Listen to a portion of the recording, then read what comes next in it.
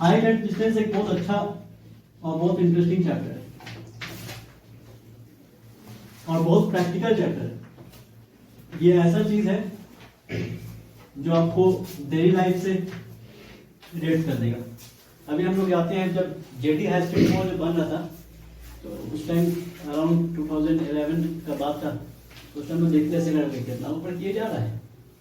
तो ये जो आप नजर ऊपर कर रहे हो, तो ये आप अपना जो लेवल है आंख का, उससे नजर ऊपर ले जा रहे हो। समझ रहे क्या कह रहे हैं? तो जैसे आई को आप ऊपर की तरफ ले जाइएगा और ये जो आपका मेन लेवल है इसको हॉरिजॉन्टल लेवल कहेंगे। कोई भी ऑब्जेक्ट मान लीजिए यहाँ पे है, कोई इंसान है खड़ा हुआ है, ये जो इसका जो लेवल है जो पैरेलल टू अर्थ होगा, ये हॉरिजॉन्टल लाइन कहेंगे।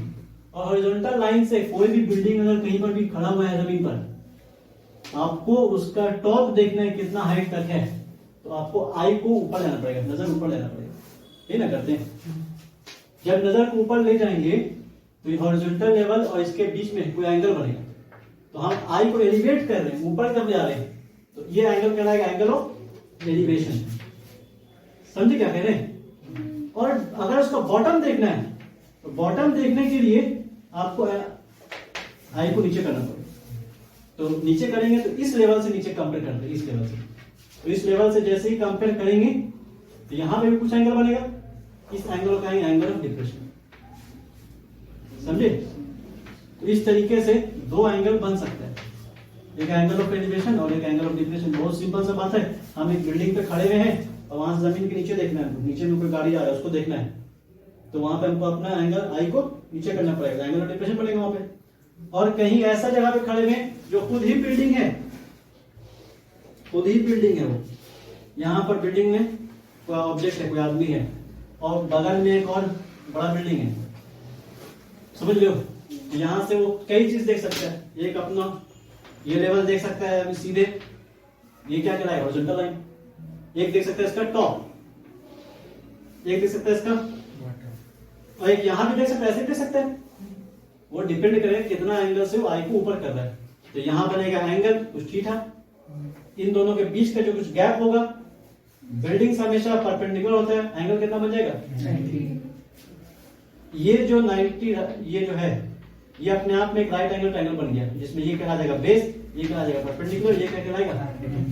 तो कई बार आपको ऐसा पता है कि दो बिल्डिंग का हाइट पता है, ठीक है, ये हाइट पता है, आपको ये हाइट पता करना है, या फिर ये दोनों पता करना है, या ये पता करना है, या कई बार ऐसा जाएगा बिल्डिंग के पीछे गैप पता करना है। जिसमें इसी तरह क्वेश्चन मिलेगा। और इस तरह क्वेश्चन में समझने का चीज ये है कि ये जितना भी तरह क्वेश्चन बन रहा है सब राइट एंगल ट्रायंगल क्वेश्चन बन रहा है। तो राइट एंगल ट्रायंगल के क्वेश्चन के जो कॉन्सेप्ट यूज कर लेंगे। सबसे पहला कॉन्सेप्ट कौन सा है, ये वाला, T square plus B square equal होता है किसके, ये हमेशा यूज करेंगे। दूसरा, राइट एंगल ट्रायंगल के लिए चैप्टर ही था ट्रिग्नोमेट्री से के था। तो ट्रिग्नोमेट्री में सारा फंक्शन होता है, ट्रिग्नोमेट्री रेशियो साइन थीटा क्या लगा देंगे, पी बाई एच। अगर मान लीजिए हमको परपेंडिकुलर पता है, हाइट पता है, थीटा पता है, तो साइन क्या पता चलेगा, पी पता है, एच निकल जाएगा।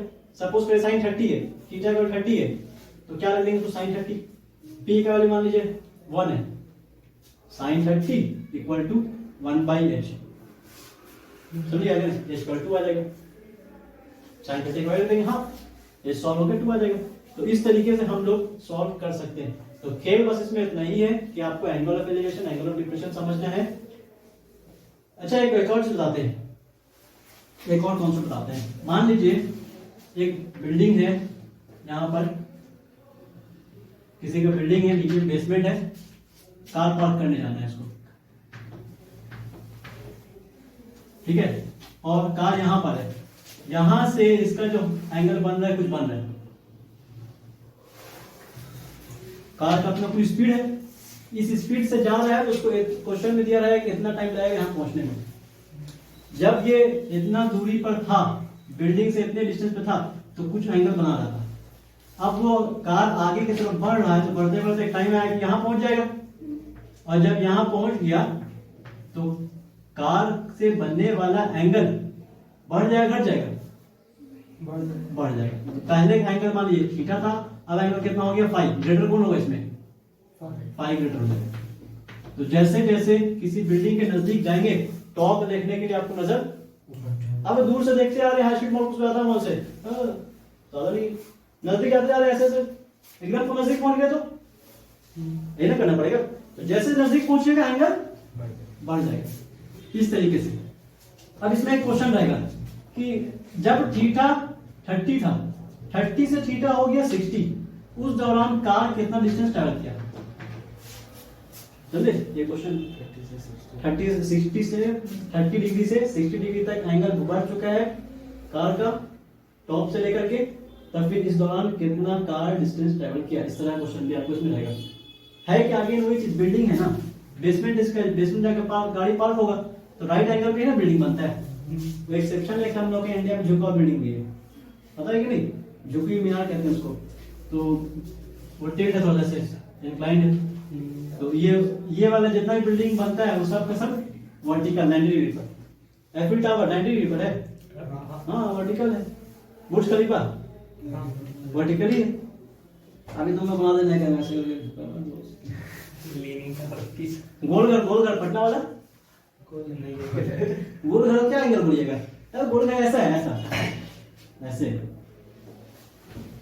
बस ऐसा घर है, समझे? अंग्रेज के टाइम का बनाया हुआ, इसमें गोडाउन रहता था। कहानी इसका पीछे अलग। सीढ़ी ऐसे, एक सीढ़ी किया वैसे, सीढ़ी घूम करके पीछे से घूम करके यहाँ निकलता है, ऊपर में छोटा सा स्पेस है, यहाँ पे जाकर खड़े होने का। तो ऐसे गोलघर है, सीढ़ी ऐसे किया हुआ है। अब ये गोलघर का हाल क्या कहिएगा, वर्टिकल बना हुआ है कि कुछ एंगल बना हुआ है? कुछ नहीं, बिल्डिंग जो भी बनता है वर्टिकल बनता है। इसका टॉप पॉइंट लीजिए, टॉप सर्टिफिकेट ले लीजिए, जितना डिस्टेंस इधर मिलेगा उतना डिस्टेंस इधर मिलेगा, वर्टिकल ही मिलता है। अगर इसका टॉप हमको देखना है, कहीं पे खड़े होकर टॉप देख रहे हैं, या यहाँ तक आदमी को, यहाँ पे कोई आदमी है खड़े होकर देख रहा है कि यहाँ पे एक फुटबॉल रखा हुआ है, यहाँ से खड़े होकर देख रहा है, तो फुटबॉल को देखेगा तो आई को उसको नीचे करना पड़ेगा ना, तो जो एंगल बनेगा वो एंगल क्या होगा? और ये एंगल यहाँ पे सेम ना हो जाएगा। तो फिर अगर यहाँ थीटा बना तो यहाँ भी, तो फिर ये राइट एंगल नहीं बन गया। बोल रहे गोल का हाइट बताइए, समझे? पटना गोल का हाइट बताइए कि वो इतना दूरी पर है, इससे इतना एंगल बन रहा है। अब आपको सोचना पड़ेगा कि ये चीज दिया हुआ है, थीटा दिया हुआ है, ये निकालने बोल रहा है। ये मींस परपेंडिकुलर, ये मींस बेस। परपेंडिकुलर बेस में कौन सा ट्रिग्नोमेट्रिक रेशियो लगाया जाएगा? tan थीटा या फिर cot थीटा, ये लगा सकते हैं। बस इतना ही इसमें सोचना है, काम करते जाएंगे, आंसर आते जाएंगे। तो बहुत इंटरेस्टिंग चैप्टर है। तो आते हैं क्वेश्चन पे। ये क्वेश्चन देख लिए थे, एक लिखा हुआ क्वेश्चन देखिए, एनसीईआरटी के पहले क्वेश्चन देखते हैं। एक सर्कस आर्टिस्ट है, रस्सी पे चल रहा है, टाइटली स्ट्रेच्ड है, tight from the top of vertical pole to the ground. एक पोल ग्राउंड से वर्टिकली इस तरीके से वर्टिकल है, एंगल कितना लेंगे? 90 डिग्री पर। कोई पोल है, 90 डिग्री एंगल है, और इस पोल से 20 मीटर का लंबा रस्सी है, एकदम टाइट। अगर मान लीजिए रस्सी ऐसे, टाइट एंगल बनेगा नहीं ना, तो रस्सी टाइट है। क्वेश्चन में क्या दिया है? टाइटली स्ट्रेंथ, और जहां पर उसका एंड हुआ है उससे और ग्राउंड के लेवल से जो एंगल बना रहा है वो 30 डिग्री एंगल बना रहा है, क्वेश्चन में लिखा है। और जो रस्सी की लंबाई है वो 20 मीटर है। पूछ रहा है find the height of the pole if the angle by the rope with the ground level is 30 degree. Pole का हाइट बताइए, ये पता नहीं चल रहा है। तो ये आपको क्या दिख रहा है? एच नहीं पता चल रहा है, 90 के सामने वाला एच। ये परपेंडिकुलर कौन सा रिलेशन लगाइएगा? sin 30 is equal to p by h। समझ में बात कह रहे हैं? sin 30 हो गया हाफ, p नहीं पता है, h p का वैल्यू निकल गया ना। इस तरीके से हम बता सकते हैं कि 10 मीटर ऊंचे पोल में 20 मीटर लंबा रस्सी 30 डिग्री एंगल से बांधा हुआ है।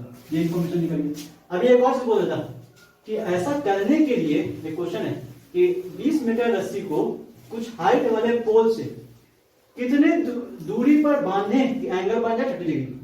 कितने दूरी पर बांधे, कितने दूरी पर टाइट करें, मतलब यहां से यहां का बात कर रहे हैं ना।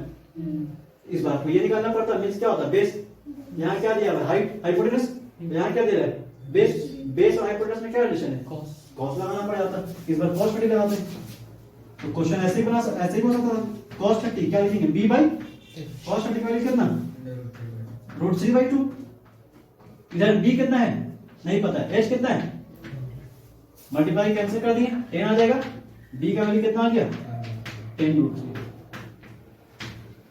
10√3 का वैल्यू 1.732, मल्टीप्लाई कर देंगे कितना आ जाएगा 17.32 मीटर।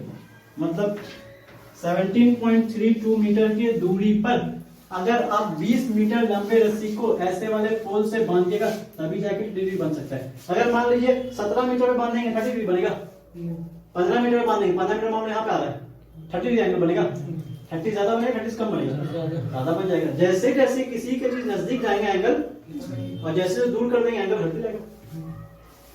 तो ऐसा ऐसा क्वेश्चन आपको इसमें मिलेगा। आ जाइए RSA एक्सरसाइज कर लीजिए, फर्स्ट क्वेश्चन उठाइए क्या कह रहे हैं देखते हैं।